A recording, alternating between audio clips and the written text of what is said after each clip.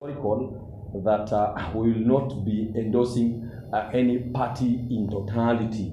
We will be looking at individuals, and this is something we said, and it is on record. So what we are trying to say is that we cannot talk of that, because when you look at the candidates in Nairobi, we have several, but meeting all of them, we realize that Igathe has always been incorporated, and he steered Shell to where it is today. He has steered Equity Bank to where it is today. He was in HACO and many other organizations. And even the meeting we had with him yesterday was a very professional, organized meeting. So we left the place saying that we have no any way but to endorse Igathe with Professor Kaloki. Because when you look at Igathe, there is no any corruption case against him anywhere. When you look at his papers, they are well known everywhere. So why do we want to do the same mistake we did in 2017 in Nairobi, where we elected someone who has not gone to school, who only have some degrees from many sources, and then you realize that the person was also surrounded by thugs and corrupt people. And that's why the same thugs who he used to enter into City Hall are the same thugs who removed him. For Igathe, if you look at him, even us reaching him, it was very difficult. We have been trying. The rest we are meeting them every time because they are looking for us. But for Igathe, it is us who are trying to reach him, and it was not easy. So we asked him when we meet him, why did it take too long for you to meet us as religious leaders? He said, because I am avoiding the situation which has been in Nairobi to get wrong people around me.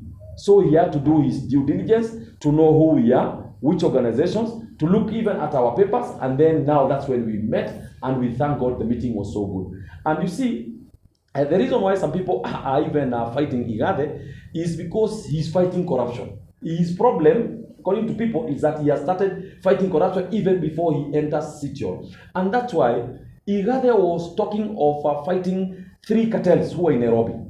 Most of you remember in 2017, I was in same things. These events, you all remember. You go back to Google and other archives. You'll see that even into 2017, 2007, 2022, I have been leading Kenyans, Muslims in Kenya, Muslim professionals, the clergy, to elect right people. And you realize that, unfortunately, in 2017, we had many corrupt people who invaded City Hall. So Igathe is not fighting Muslims.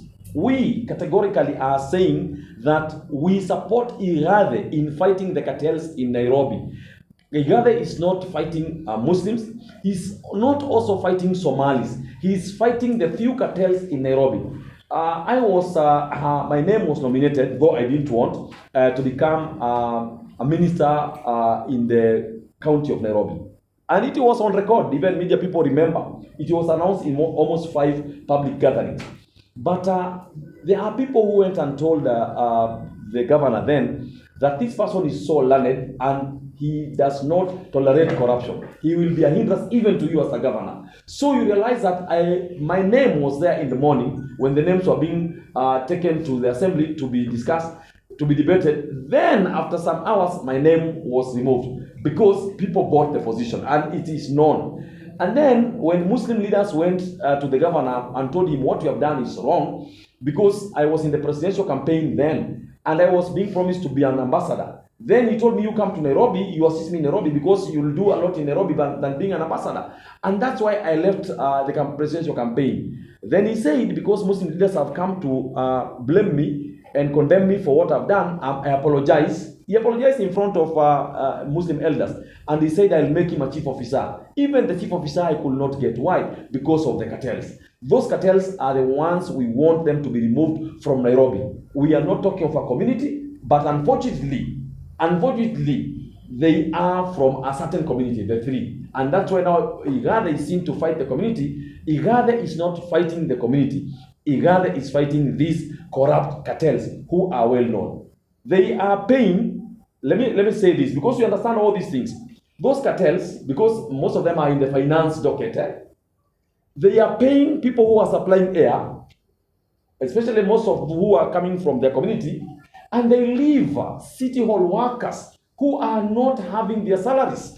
This is very unfortunate. All Nairobians should understand this, and they should make sure that these cartels don't come back to Nairobi. If we don't elect Igathe, I am so certain these cartels will continue to terrorize Nairobi, and they will put Nairobi into the ground.